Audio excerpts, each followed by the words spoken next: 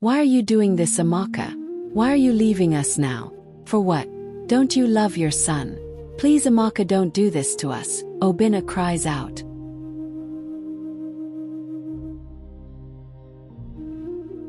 In the village of Nwori, nestled by the river, lived a young woman named Amaka.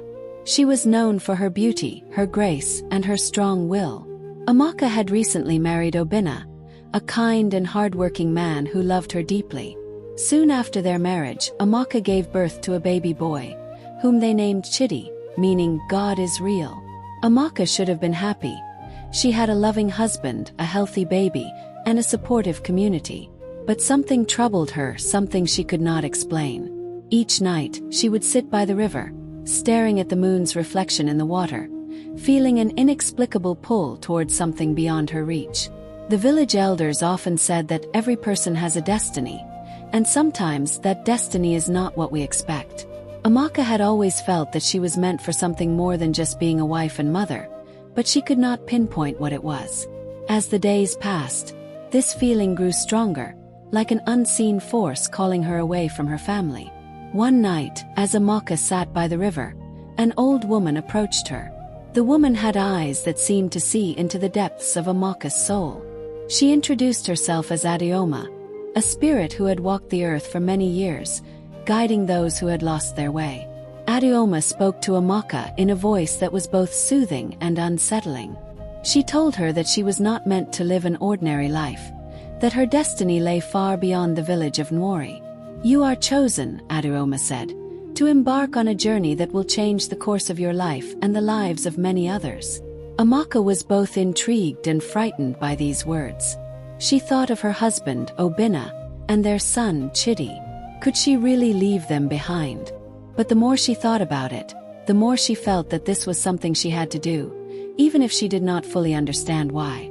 The following morning, Amaka was quiet and distant. She did not smile as she held Chidi in her arms, nor did she laugh at Obinna's jokes. She was lost in thought, her mind filled with Adioma's words. As the days passed, the pull to leave grew stronger, and Amaka found herself torn between her love for her family and the mysterious destiny that awaited her. One night, unable to sleep, Amaka made a decision. She would leave the village and follow the path that Adioma had shown her. She knew it would break Obinna's heart and that Chidi would grow up without a mother, but the call of destiny was too strong to ignore. As the first light of dawn crept over the horizon, Amaka quietly gathered a few belongings. She kissed Chidi on the forehead as he slept, whispered a goodbye to Obinna, and slipped out of their hut. The village was still asleep as she made her way to the river, where Adioma was waiting for her. With Adioma leading the way, Amaka crossed the river and ventured into the unknown. They walked for days, through thick forests and over rugged hills, until they reached a place where the air was thick with magic and the trees seemed to whisper secrets.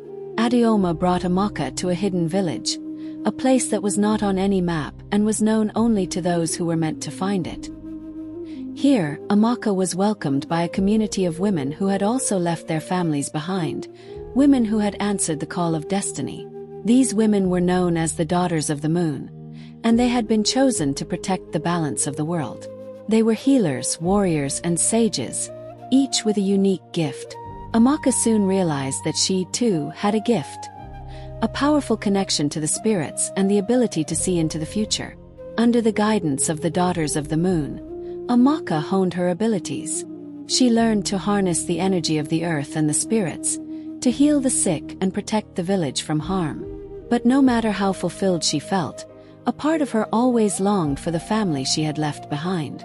Years passed, and Amaka became a leader among the Daughters of the Moon. She was respected and loved by all, but she could never forget Obinna and Chidi.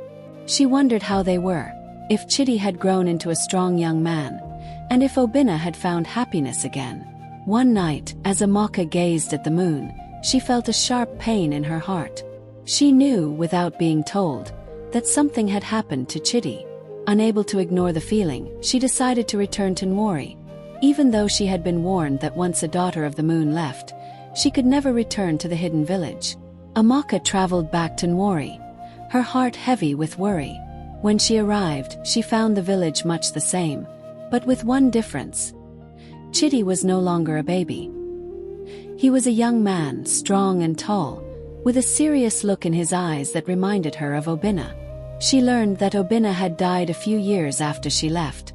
Heartbroken by her departure, Chidi had been raised by the villagers, but he had grown up with a sense of abandonment that had hardened his heart. He had become a skilled warrior, but he carried a deep anger within, damaging everything he held dear. Amaka revealed herself to Chidi, hoping to explain why she had left, but he would not listen. He blamed her for his father's death and for the loneliness he had felt growing up. In his eyes, she was a stranger who had caused him nothing but pain. Despite his anger, Amaka refused to give up. She stayed in the village, helping where she could, trying to make up for the years she had lost. Slowly, she began to mend the bond with Chidi, showing him that she had returned out of love and not obligation. It took time, but eventually, Chidi began to soften. He saw the sacrifices his mother had made and the burden she had carried. He realized that her leaving had not been out of selfishness, but out of a sense of duty to something greater than herself. One evening, as the sun set over Nwori, Chidi and Amaka sat by the river, the same river where she had first met Adioma. They talked about the past, the pain, and the lessons they had learned. Amaka apologized for the hurt she had caused, and Chidi forgave her, understanding that her journey had been necessary. In time, the villagers came to accept Amaka again. They saw the wisdom she had gained and the strength she brought back with her. She became a respected elder, sharing her knowledge and guiding others who struggled with difficult choices. The story of Amaka spread beyond Nwori, becoming a legend in the Igbo land. It was a tale of destiny, sacrifice, and the importance of understanding the bigger picture in life. It taught that sometimes the path we must walk is not easy, and the choices we make can be painful, but they are often necessary for the greater good. And so, the folk tale of Amaka, who abandoned her husband and newborn baby because of a destiny she could not ignore, was told and retold. It became a reminder that in life, every choice has a consequence, and that sometimes, those consequences are the very things that shape our destiny. What would you do if destiny called you away from everything you love? This story leaves us with a powerful question to ponder. In African culture, storytelling is not just entertainment. It is a way of preserving history, teaching lessons, and guiding the future generations. What are your thoughts on Amaka's choice? Share your insights in the comments below. And don't forget to watch the next story in our African folktale series.